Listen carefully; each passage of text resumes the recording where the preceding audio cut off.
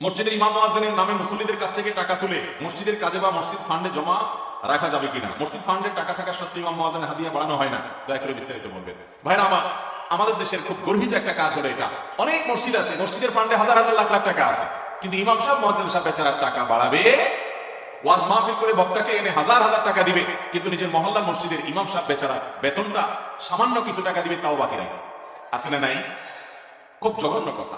যে ইমাম 24 ঘন্টা আপনাকে সার্ভিস দিচ্ছে, তার ব্যাপারে খবর নাই, ওই দূর থেকে হুজুরের 1 ঘন্টা ওয়াজ করে সেই হুজুরের একেবারে খাওয়াচ্ছেন, হাতে পায়ে পানি দাঁড়িয়ে দিচ্ছেন, পারলে লাল গালিচা সম্বর্ধনা দিচ্ছেন, আর আপনার এলাকায় যে আলেম সারাদিন অপমান হচ্ছে, ছোট হচ্ছে, বেচারার বেতনটা ঠিক মতো দিচ্ছেন না, তার সংসার কিভাবে চলে খোঁজ খবর নিচ্ছেন না, বেতনটা বাড়াচ্ছেন না। এটা ইসলামের সেবা না, এটা হলো প্রবৃত্তির পূজা। অতএব মসজিদে যারা দায়িত্বে আছেন, খবরদার, মসজিদে যারা কাজ করেন সে সমস্ত আলেমদের, অনেক মাদ্রাসার মাহফিল হয়, মাদ্রাসার শিক্ষকদের বেতন দেওয়ার খোঁজ খবর নাই, মাহফিলের জন্য লাখ লাখ টাকা খরচ করেন।